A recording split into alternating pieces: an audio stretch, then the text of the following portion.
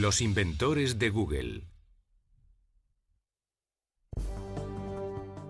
Larry y Sergey son el prototipo de empresarios de Silicon Valley. Son listos, con visión de futuro. Larry Page y Sergey Brin inventaron Google a finales de los 90, cuando estaban cursando su doctorado en Stanford. Básicamente creían que estaban haciendo algo grande y que realmente iban a cambiar el mundo. Hoy en día, Google es uno de los buscadores de Internet más importantes del mundo. Clasificó y limpió toda la porquería de Internet y ayudó a la gente a encontrar lo que buscaban de una manera fácil y rápida. Es difícil predecir cuál será el impacto de Google. Es una de esas tecnologías que ha cambiado nuestra forma de hacer las cosas.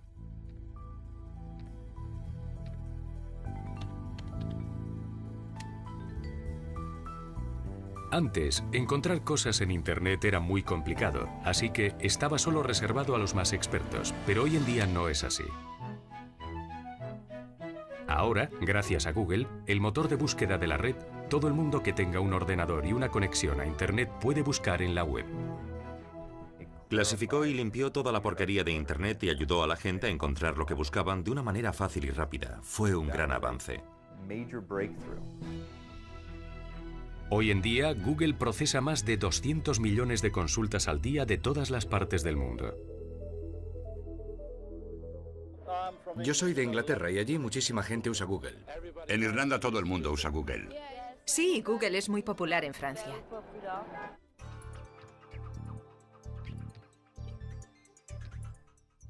Google se convirtió en un sitio web muy popular porque a la gente le interesaba obtener información. Así que si ibas a salir con alguien, entrabas en Google y descubrías algo sobre él.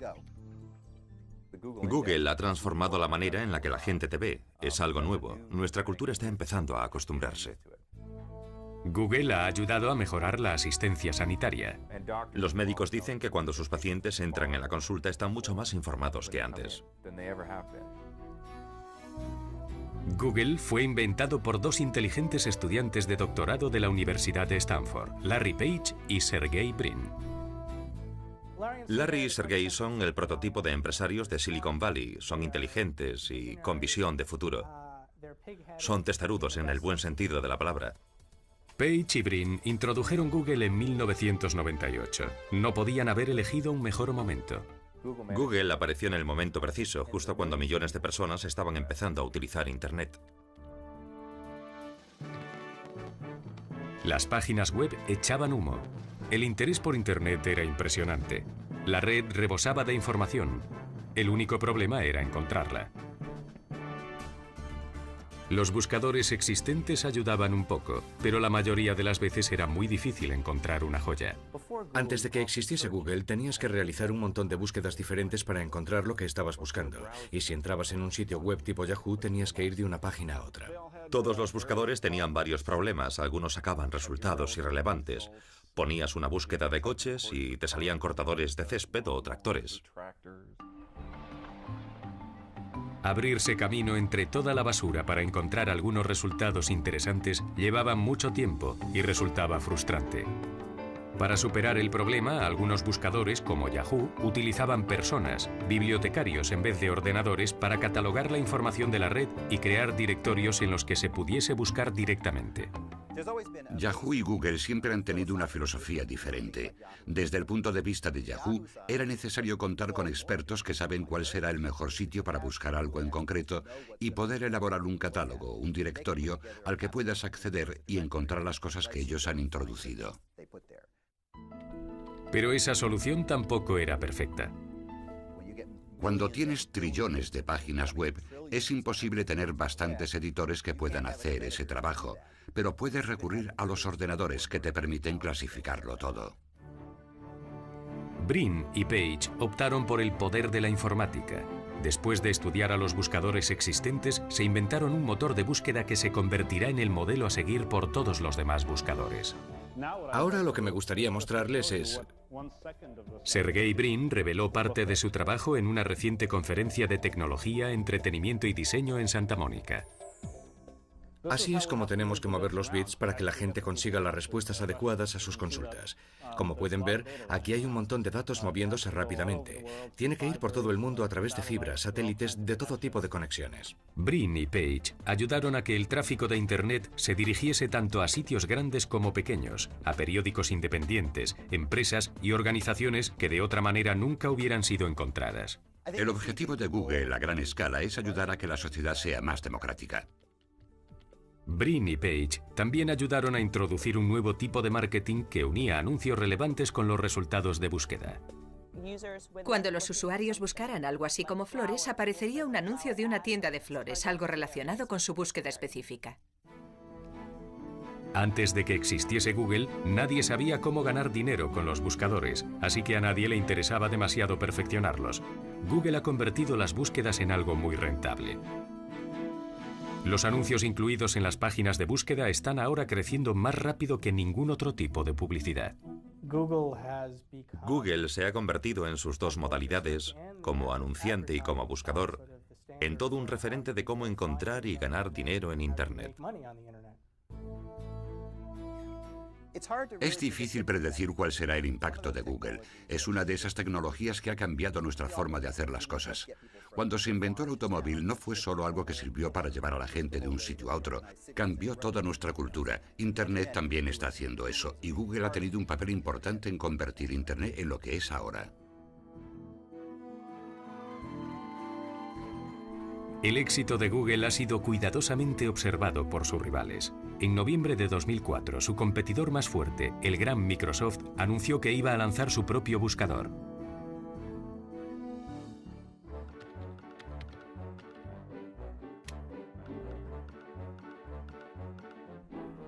Ahora todo el mundo anda a la caza de Google, y los dos estudiantes de doctorado que lo inventaron se han hecho billonarios.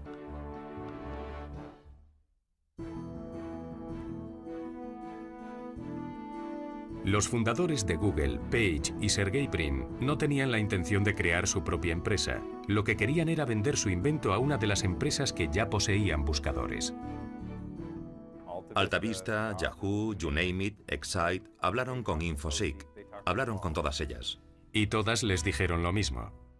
Que los buscadores estaban pasados de moda, que ya no estaban interesados en crear ninguno, que su propio buscador ya era lo suficientemente bueno, pero a principios del 98 ninguna de estas empresas tenía este tipo de tecnología en buscadores, así que decidieron crear su propia empresa e intentar montarla ellos solos. Por aquel entonces, solo hacía 3 años que Page y Brin se conocían. Brin, un estudiante de informática de 23 años que estaba cursando el doctorado en Stanford, conoció a Page, de 24 años, cuando llegó a Stanford en 1995. Y Brin fue el encargado de enseñarle el campus. Sergey y Larry estaban en el mismo curso. Tenían intereses similares, pero no eran amigos. Hoy que cuando se conocieron no se cayeron nada bien. Pero no me sorprende nada, porque las personas inteligentes generalmente se sienten amenazadas por otras personas inteligentes. Page era hijo de un profesor de informática de la Universidad de Michigan. Larry siempre fue muy independiente. No era el típico estudiante que entra en un sitio y dice, ¿qué estáis haciendo? Él llegaba y decía, tengo una idea y me gustaría llevarla a cabo.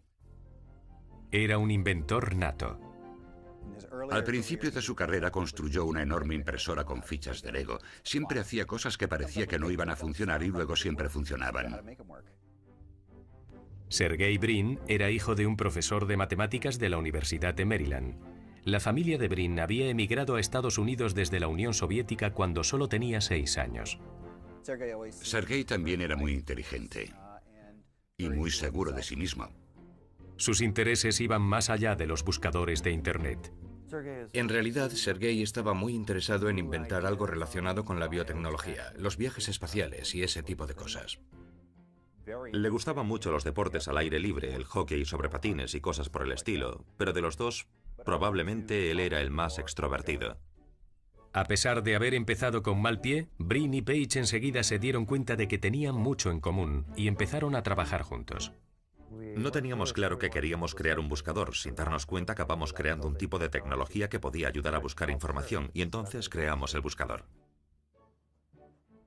Mi socio Larry y yo estábamos simplemente investigando la manera en la que se podrían gestionar grandes cantidades de información y lo que se llama extracción de datos, que es encontrar patrones de datos, y poco a poco nos fuimos introduciendo en Internet, que es básicamente en donde está todo el conocimiento humano. Lo que encontraron fue un universo de información que se expandía con rapidez y varios buscadores defectuosos. Muchas páginas, pero la cantidad de información era demasiado grande y se extendía muy rápido. No podían manejarla toda. También estaba el tiempo que tardaba el buscador en responder. Entrabas en uno de ellos y tardaba 10-15 segundos en darte los resultados. Brin y Page estaban convencidos de que podían hacerlo mejor. Se fijaron en cómo estaban diseñadas las páginas web, en los enlaces que unían una página con otra. Entonces se dieron cuenta de los billones de enlaces que entrecruzaban el ciberespacio y descubrieron un patrón. Las web más populares y mejores tenían un montón de enlaces que apuntaban a ellas. Al final descubrimos que podríamos coger los patrones que encontrábamos en Internet y utilizarlos para crear un buscador mucho mejor. Y eso fue exactamente lo que hicieron. Crearon un buscador que utilizaba los links y otras muchas variables para identificar qué páginas web eran más relevantes para cada consulta.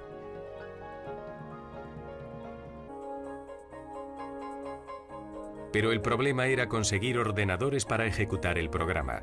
Los ordenadores que ejecutaban los buscadores existentes eran muy caros.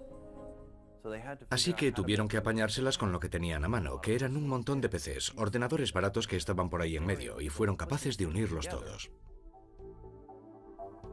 Cogieron varios discos duros y los unieron. Y para ahorrar dinero, construyeron una torre con piezas de Lego. Después de meses de trabajo, estaban finalmente preparados para probar su buscador. Al principio, en Stanford, creamos un prototipo de buscador muy simple. Ese fue el original. El proyecto se llamó Backrub. Poco después, la siguiente generación se llamó Google. Google tenía un grupo de ciberexploradores llamados arañas o robots para buscar información en Internet. Cada vez que encontraban una nueva página web, la copiaban y se la mandaban a los ordenadores de Brin y Page. En 1998 ya tenían 25 millones de páginas indexadas. En esa época no se utilizaban mucho los buscadores, así que a los administradores de determinados sitios web no les gustó la intrusión. Hubo un artista en Singapur que tenía un sitio web. Cualquiera podía entrar y descargar información. No era un sitio web de acceso restringido. Pero de repente vieron que un ordenador de Stanford estaba descargándose miles de páginas de su sitio y tuvimos que decirle, mire, no estamos guardando las páginas, no las estamos redistribuyendo. Lo único que estamos haciendo es indexarlas para que luego otra gente las pueda encontrar. Pero el hombre llegó hasta el punto de hablar con un despacho de abogados y nos dijo que nos iba a denunciar. Al contrario que a sus detractores, a la mayoría de la gente le gustaba el poderoso buscador de Brin y Page. No solo daba resultados relevantes, sino que era mucho más rápido que los buscadores que utilizaban ordenadores caros. Normalmente, si tienes un ordenador muy grande, el procesador funciona muy rápido, pero se suele colgar. Tarda más tiempo porque solo puede usar un disco duro a la vez. Se dieron cuenta de que si pudiesen conectar un montón de ordenadores para que trabajasen juntos en una búsqueda, entonces no se colgaría. Brin y Page se obsesionaron con la velocidad, haciendo todo lo posible para quitar décimas y centésimas de segundo de sus tiempos de búsqueda. Y se dieron cuenta de que si eran capaces de bajar ese factor tiempo a un segundo o menos, la gente usaría el buscador de una manera completamente diferente. Así que cuando diseñaban sus ordenadores y servidores, este siempre era su objetivo prioritario. Tenían que conseguir la suficiente potencia y memoria para poder responder a esa consulta en un segundo. Todo el mundo que probó Google le gustó. Se suponía que el nombre iba a ser Google, G-O-O-G-O-L, el término matemático representado por un 1 seguido de 100 ceros, pero... Bueno, esto pasó antes de que existiese el revisor ortográfico de Google. Creo que fue por eso. Pronto, el número de búsquedas en Google superó la capacidad de los ordenadores de Brin y Page. Animados por lo bien que Google había sido recibido en Stanford, Brin y Page empezaron a buscar socios que quisieran licenciar su tecnología de búsqueda. Larry y Sergey siempre estuvieron motivados por hacer algo que fuese útil para el mundo. Lo importante para ellos no era ganar mucho dinero, sino aprender y enseñar. Desde el principio no estaban motivados por el dinero, sino por encontrar una manera de facilitarle a la gente la máxima información posible. Pero el mundo fuera de Stanford no compartía el idealismo de Brin y Page. Les dijeron, tecnológicamente hablando es una gran idea, pero desde el punto de vista económico los buscadores no nos interesan. Eran más bien algo técnico, de la infraestructura. En otras palabras, no eran rentables. Los negocios rentables de Internet eran los portales, sitios web con un montón de servicios y publicidad como Yahoo y América Online. Sin posibilidad de licenciar su tecnología, los dos ingenieros se pusieron a buscar inversores para crear su propia empresa. Y encontraron a Andy Bechtolsheim, fundador de Sun Computing. Andy abrió su chequera y extendió un cheque para Larry y Sergey por valor de $100.000 y les dijo, ¿a qué nombre extiendo el cheque? Y dijeron, estábamos pensando en llamar al proyecto Google, así que lo extendió a nombre de Google Incorporated, y esto les obligó a constituir la sociedad. Dejando a un lado sus doctorados, Brin y Page montaron la empresa en casa de un amigo. Pensamos que estarían allí durante el día, mientras nosotros estábamos trabajando. Pero estaban allí las 24 horas. Mientras Page y Brin trabajaban duro, el número de consultas aumentó a 10.000 al día y la prensa empezó a prestarles atención. En periódicos y revistas aparecieron artículos alabando la eficacia de Google. La revista PC Magazine incluyó a Google entre sus 100 mejores web. Finalmente consiguieron $25 millones de dos importantes inversores, dos de las empresas con mayor capital. Y cuando eso ocurrió, el mundo empresarial se dio cuenta de que esta podría llegar a ser una empresa importante. Con el dinero en la mano y aún luchando contra los elementos, Brin y Page trasladaron su empresa a una nueva y espaciosa oficina. Sergey y Larry tenían una gran ventaja, su juventud. Básicamente creían que estaban haciendo algo grande y que realmente iban a cambiar el mundo, como dijo Steve Jobs.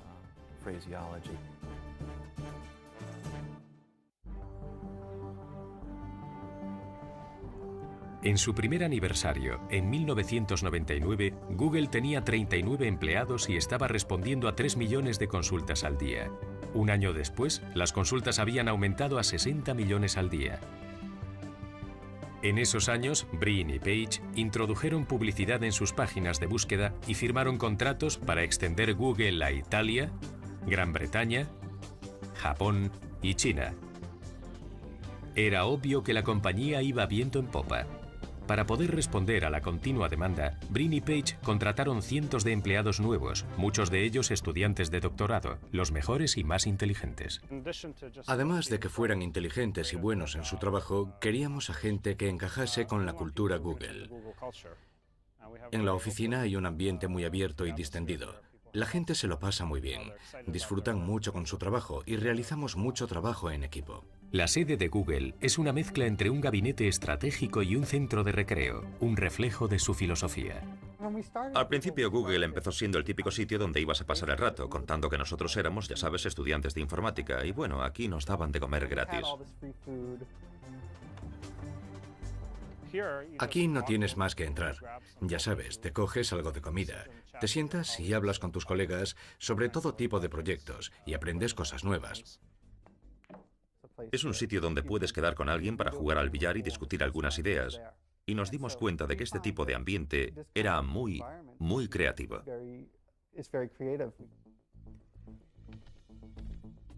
El ambiente creativo de Google ayudó a que surgiesen un montón de nuevas ideas. Buscador de imágenes, temático, de precios de productos online, de grupos de noticias, de sitios web de noticias y mucho más. Mientras se introducían estos nuevos buscadores, Brin y Page aumentaban el poder de su motor de búsqueda, adentrándolo cada vez más en el ciberespacio.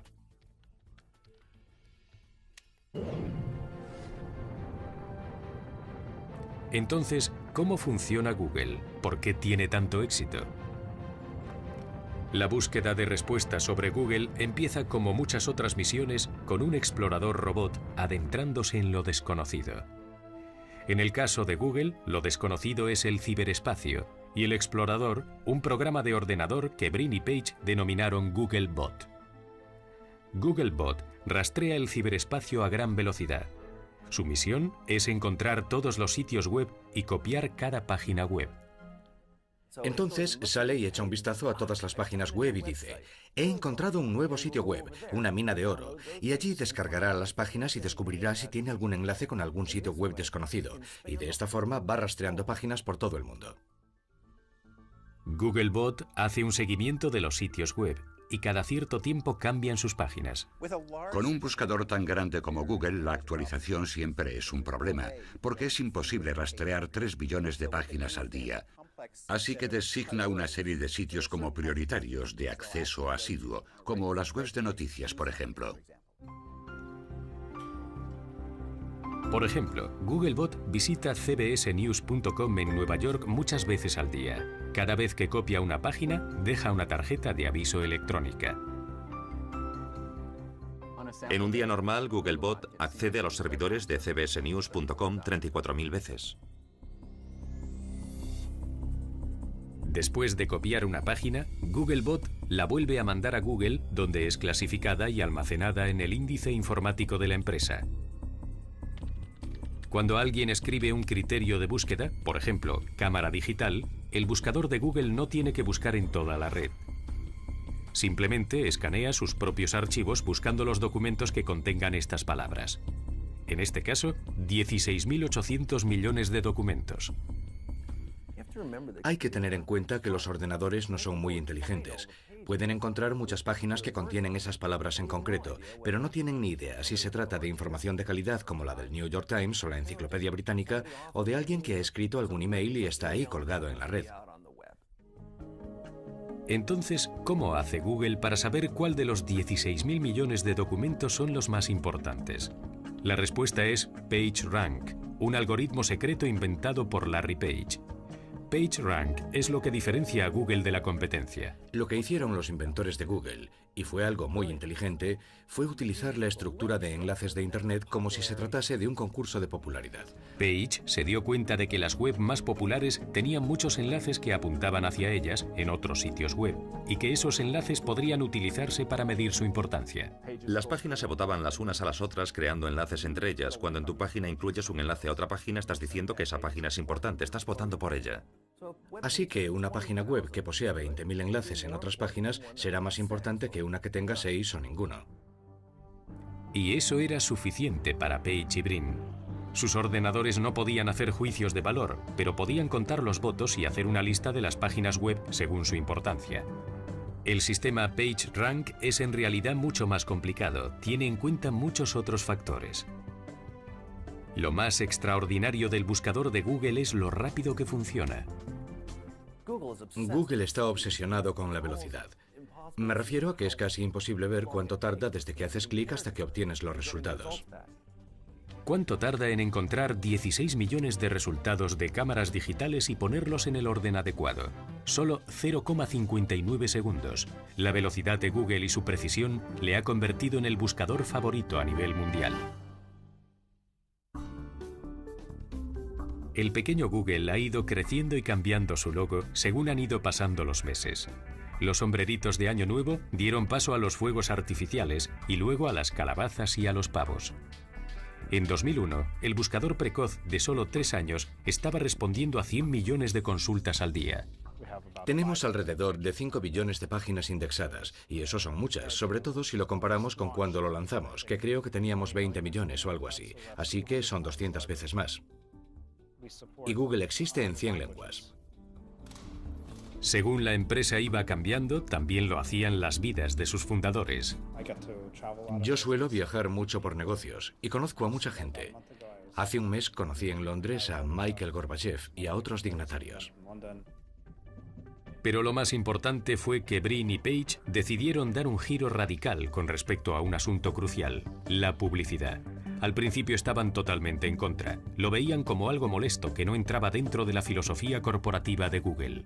Uno de nuestros ingenieros nos lo planteó de una manera muy sencilla. Nos dijo, sed más listos. Entonces, Brin y Page descubrieron que podían ser más listos que nadie uniendo los resultados de la búsqueda con la publicidad. Su teoría era unir la publicidad con palabras clave, de tal manera que cuando escribías una palabra en particular, los anuncios que saldrían tendrían que ver con esa consulta y quizás podrían hasta resultar útiles.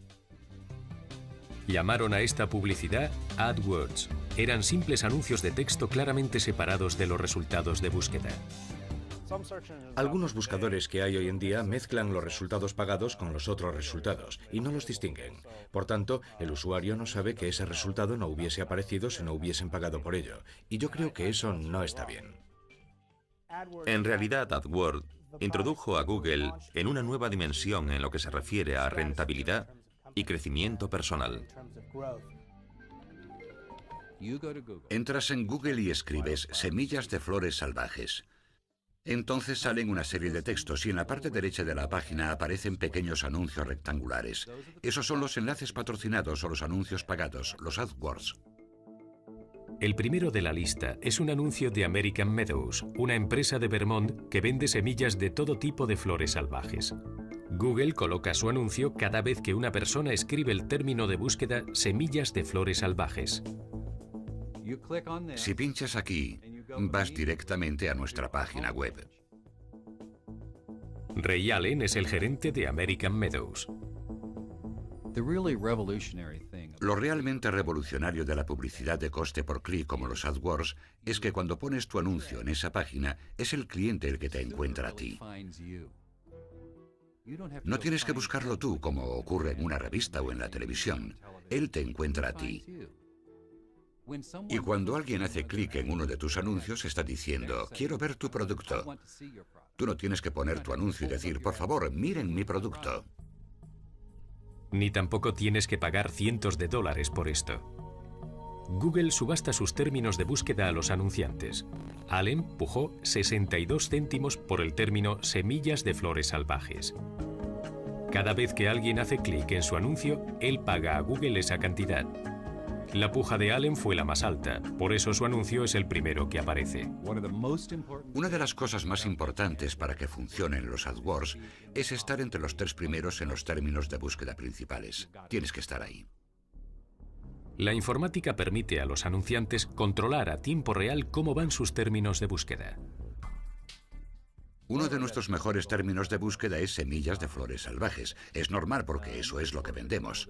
En este informe vemos que se han realizado 1.675 clics desde Google. Estos clics le costaron a Allen alrededor de $1.000 por $7.555 en ventas. Es un buen baremo. Por tanto, es un anuncio que está funcionando bien. Allen dice que desde que empezó a utilizar los AdWords, sus ventas han aumentado más del 30%.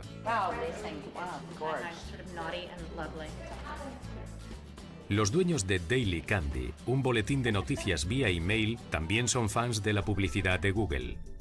La oficina de Nueva York, que también publica las ediciones de otras 3 ciudades y la versión nacional, se centra sobre todo en las mujeres jóvenes nacidas para comprar. Son grandes consumidoras, muy sociables, muy interesadas en la cultura, la moda, las tendencias. Y, como resultado, los publicistas están interesados en que su mensaje llegue a ellas. Daily Candy es gratis para sus suscriptores. Gana dinero de la publicidad de los anunciantes como American Express. Cuantos más suscriptores, más puede cobrar por su publicidad. Y ahí es donde entra Google. Peter Scheinbaum, el consejero delegado de Daily Candy, utiliza la publicidad de Google de coste por clic para atraer a sus suscriptores. Si un comprador escribe, por ejemplo, el término venta de muestrarios, sale su anuncio. La gente que busca en Google información sobre venta de muestrarios podrían ser importantes clientes o suscriptores potenciales. Daily Candy no limita su publicidad a los resultados de búsqueda de Google. También se anuncia en los sitios web de Myriad, que se ha asociado con Google mediante un programa llamado AdSense. Los administradores de los sitios web reciben un dinero por insertar sus anuncios. En este caso, Google busca la palabra venta de muestrarios en los sitios web que participan en el programa e incluye los anuncios de Daily Candy. Puede ser un sitio web sobre venta de muestrarios, o un artículo sobre venta de muestrarios, o un artículo sobre comida o restaurantes o moda que habla sobre las últimas tendencias o estilos que se llevan en Nueva York o Milán o París. AdSense beneficia tanto a los administradores de sitios web como a los anunciantes. Está teniendo muchísimo éxito. Yo creo que en este momento supone 1/3 de los ingresos de Google. Y en realidad es un producto revolucionario, porque lo que ha hecho es que ha permitido que los millones de weblogs que hay ahí fuera en el ciberespacio ahora reciban dinero por tener un sitio web popular. Cuando Brin y Page crearon Google, no tenían ni idea de cómo podrían sacar dinero de esto. Gracias a la publicidad de coste por clic, ya no tienen que preocuparse por eso. Google obtuvo sus primeros beneficios en 2001 y ha ido aumentando sus beneficios año tras año.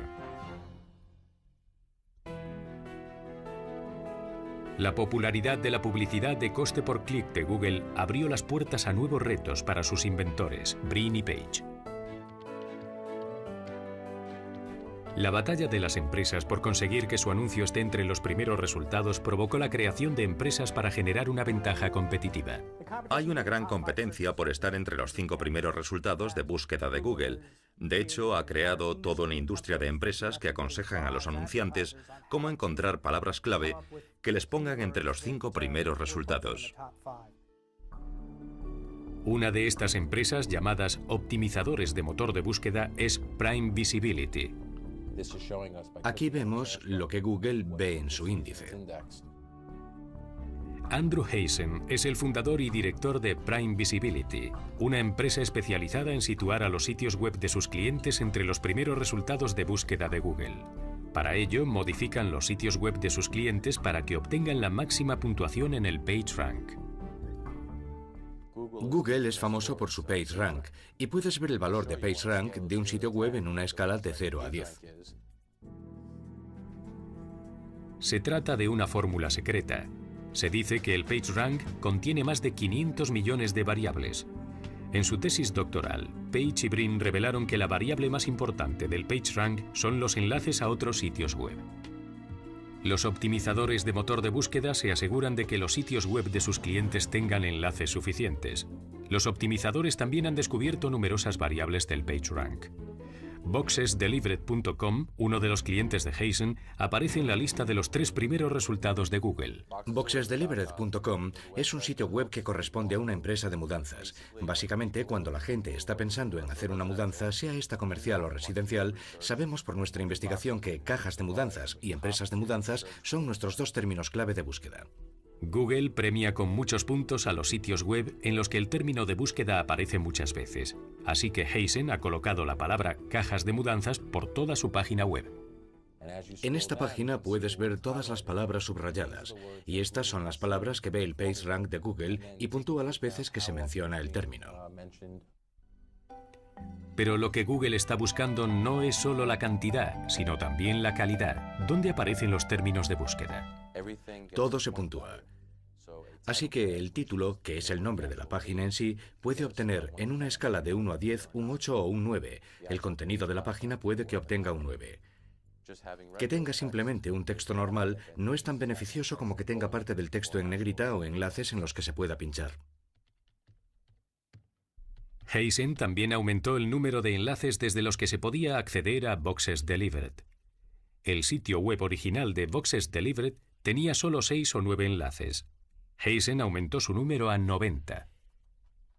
En boxesdelivered.com estamos buscando un sitio web que tenga un servicio de cambio de dirección por traslado. Lo que haríamos es poner un enlace en Boxes Delivered y luego contactar con ellos y decirles: hemos puesto un enlace a su página web desde nuestro sitio web. Si desea verlo, haga clic aquí. Por favor, sea tan amable de incluir un enlace de su página a la nuestra. Entre los clientes de Prime Visibility se encuentran Lauren Hutton's Good Stuff, Tourneau y Wells Fargo Century. La optimización del sitio web es ahora una parte esencial de los negocios de Internet. La optimización crea una competición que conduce a la innovación. También tiene mucho que ver con la relevancia en lo que se refiere a cuáles serán los mejores sitios web que respondan a una búsqueda concreta, porque estos son optimizados para estar entre los primeros. Pero hay operadores sin escrúpulos que también pueden utilizar la optimización para situar a sus sitios web en el primer puesto. Algunos optimizadores crean cientos o miles de direcciones web con el único propósito de enlazarlas con un sitio web en particular y mejorar su PageRank. El PageRank funciona por votos, así que crean su propio PageRank artificial, su propia popularidad creando todos estos dominios falsos. Conozco una empresa de optimización que tiene 50 traductores en plantilla que traducen las páginas para que Google indexe todas esas traducciones alternativas. Algunos optimizadores han ido tan lejos como inventarse algoritmos especiales, términos que parecen sacados de los descifradores de códigos de la Segunda Guerra Mundial.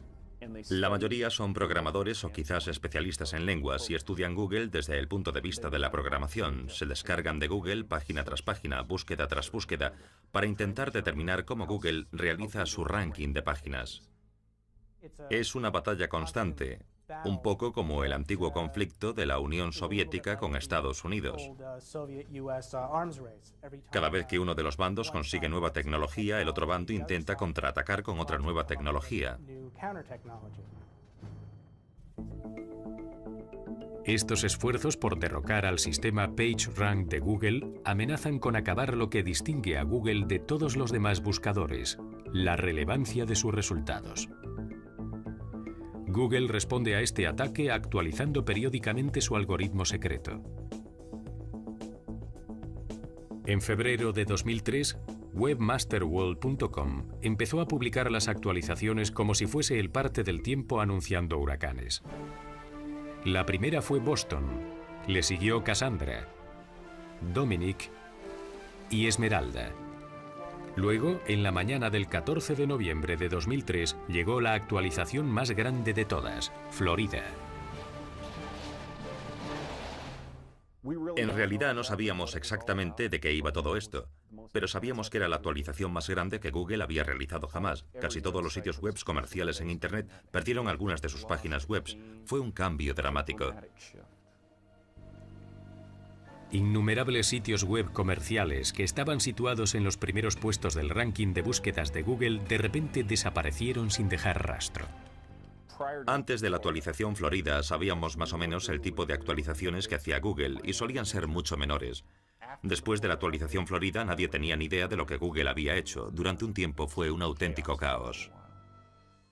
Fue una actualización enorme, pero yo creo que también fue una especie de declaración de Google como diciendo que ellos estaban al mando. Porque al fin y al cabo ellos pueden hacer lo que quieran con su índice. A finales de 2003, Google había firmado contratos con más de 100.000 anunciantes y procesaba cerca de 200 millones de consultas al día. Era el rey de los buscadores y sus inversores originales estaban encantados con su rentabilidad. Era el momento de que Google saliese a bolsa.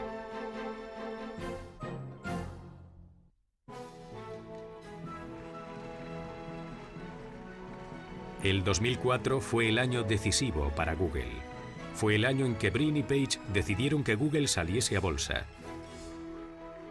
Y el año en el que Microsoft lanzó oficialmente su propio buscador. En su carta a posibles accionistas, Brin y Page advirtieron que Google no sería una empresa convencional.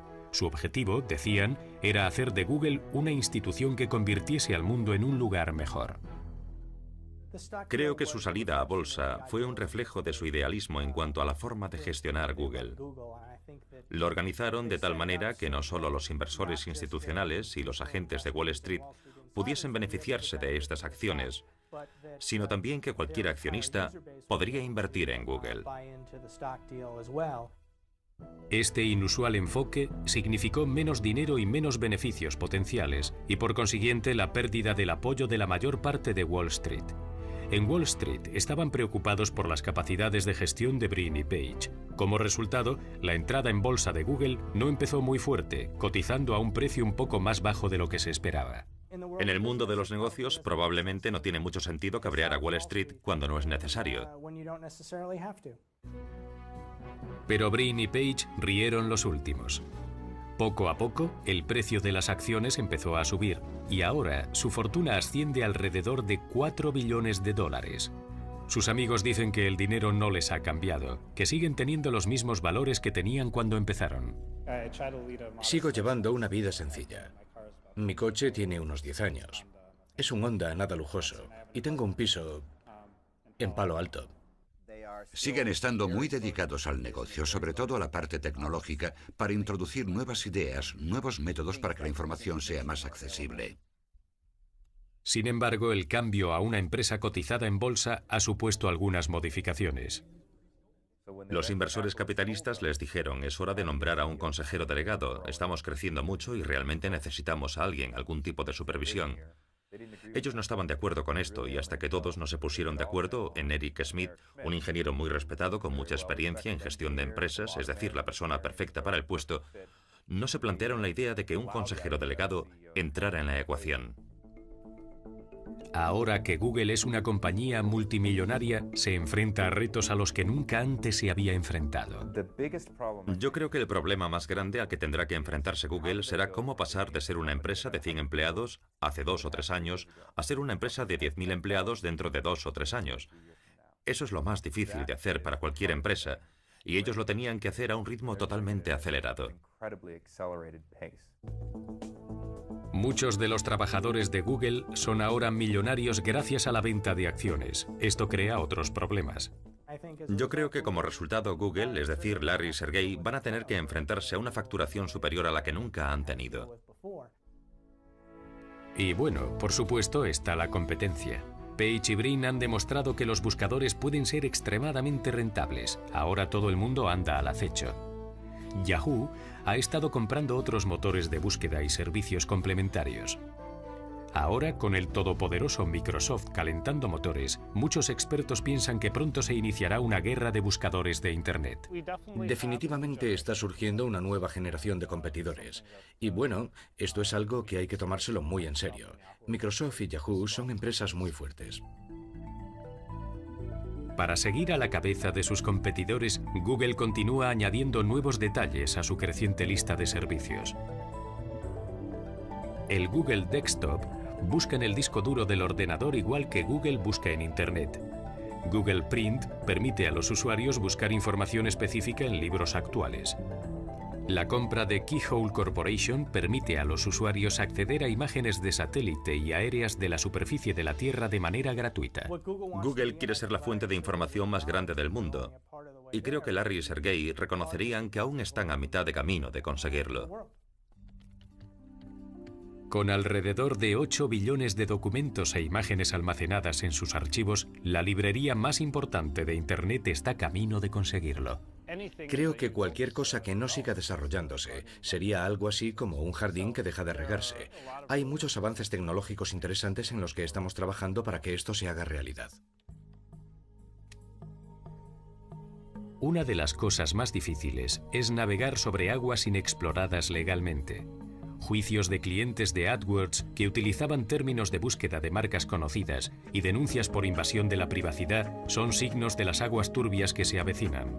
Las reclamaciones por incumplimiento del copyright suponen otro peligro potencial.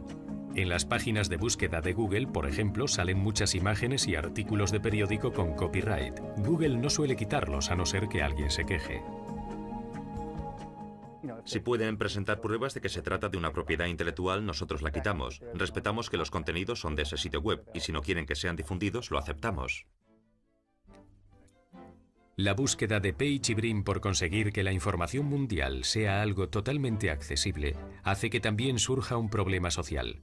Cuanta más gente utilice Google, más definirá quiénes somos ante los ojos de los demás. El problema es que la información de Google a veces puede ser imprecisa y falsa. El motor de búsqueda de Google no tiene ninguna manera de saberlo. Simplemente incluye lo que el índice selecciona, y muchas veces lo que aparece no es exactamente lo que buscábamos. Pero la gente sigue tomando decisiones basadas en lo que ven.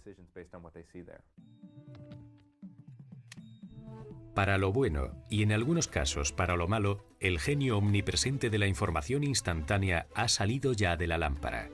En los próximos siglos puede que los historiadores miren al pasado, al mundo, antes de que Larry Page y Sergey Brin iniciaran su búsqueda de información y lo recuerden como la Edad Media. La gente dirá, no me puedo imaginar cómo la gente podía vivir en un mundo en el que todo el conocimiento humano no estaba instantáneamente disponible para ellos. Ese concepto nos sigue sonando un poco a chino, pero Google está ayudándonos a crearlo, a que parezca algo más práctico.